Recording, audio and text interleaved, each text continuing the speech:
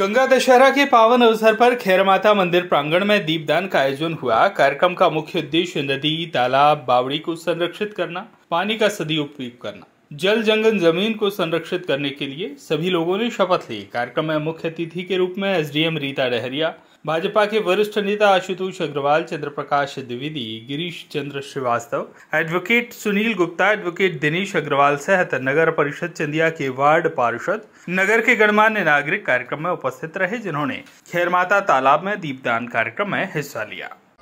आज मैडम ये जल गंगा संवर्धन अभियान जो चल रहा है, इसके तहत क्या क्या कार्यक्रम हो रहा है?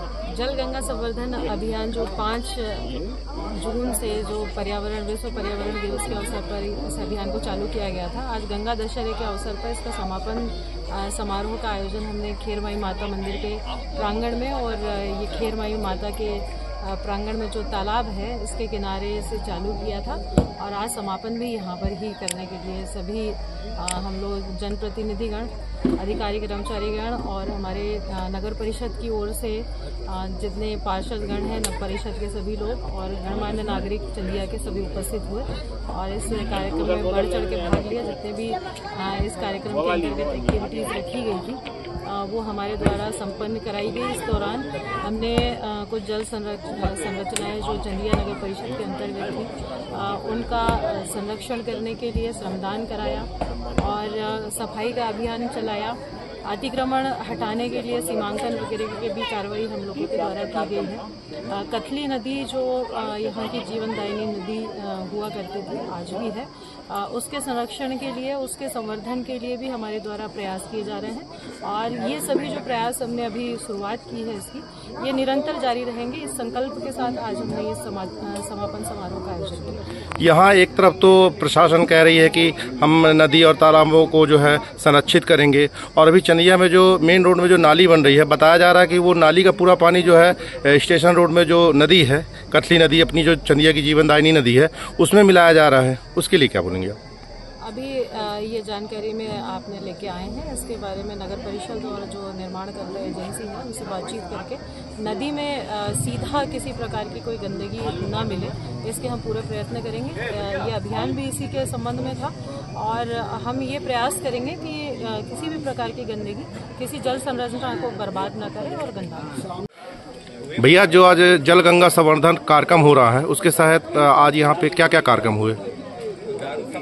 पर्यावरण दिवस से लेकर आज गंगा दशहरे में ये कार्यक्रम जो प्रशासन की तरफ से आयोजित हुआ, उसका मूल उद्देश्य था कि जनता में एक जागरण कार्यक्रम करके हम इस अभियान को आगे फलीभूत करें, जिससे नदियाँ, तालाब, जल स्रोतों को हम संरक्षित कर सकें, पर्यावरण को हम पेड़ पौधे लगाकर पर्यावरण को हम शुद्ध रखें, जिससे अच्छी हवा, ऑक्सीजन मिल सके और लोगों को आने वाले समय में जल का संकट न आए।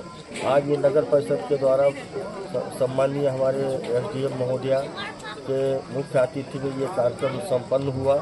यहाँ पर सर्वप्रथम दीप प्रज्वलन हुआ और यहाँ जो हमारे पर्यावरण चित्रकला के रूप में जो कार्यक्रम आयोजित किया, उन बालों गोपालों के यहाँ को पुरस्कृत किया गया, उत्साहवर्धन किया गया और तत्पश्चात पर्यावरण संरक्षण के संदर्भ में उद्बोधन पश्चात अपना दीपदान करते हुए और जो हमारे सम्मानीय मुख्यमंत्री महोदय प्रसारण कार्यक्रम को श्रवण करने का ये कार्यक्रम आयोजित हुआ।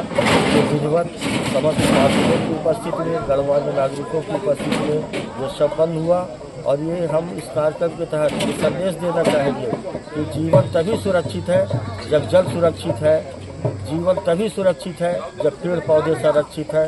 इसलिए जो लगे पेड़ पौधे हैं उनको हम संरक्षित करें और आने वाली पीढ़ी के लिए भी हम नए पेड़ पौधे लगा के और पर्यावरण की शुद्धता में अपनी सहभागिता दर्शित करें।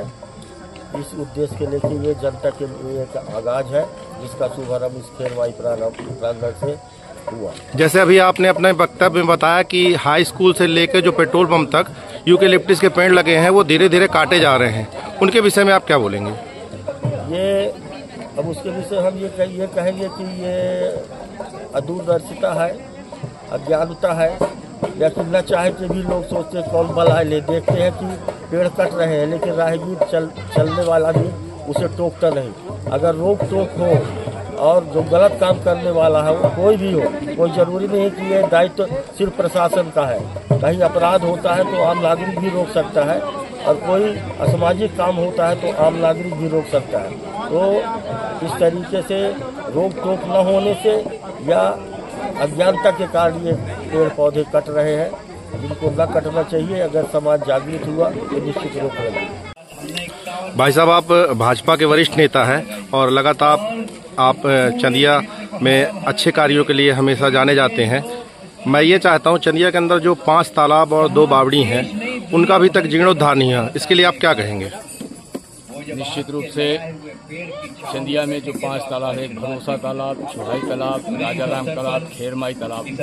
भरोसा तालाब में आप चल के देखिए, शानदार काम प्रारंभ हो गया है। हमने मिशन के रूप में चंदिया के 5 तालाब के जीर्णोद्धार और उनके पेयजल हेतु बनाने के लिए संकल्पित हैं, और आने वाले समय में आपको इसके परिणाम अच्छे मिलेंगे। तो लोगों की मांग है कि चंदिया में एक जो चुहाई तालाब है वहाँ पे थोड़ा सौंदर्यीकरण हो जाए, पिकनिक स्पॉट बन जाए, इसके लिए आप क्या बोलेंगे? बहुत सही बात पूछी पवन जी आपने।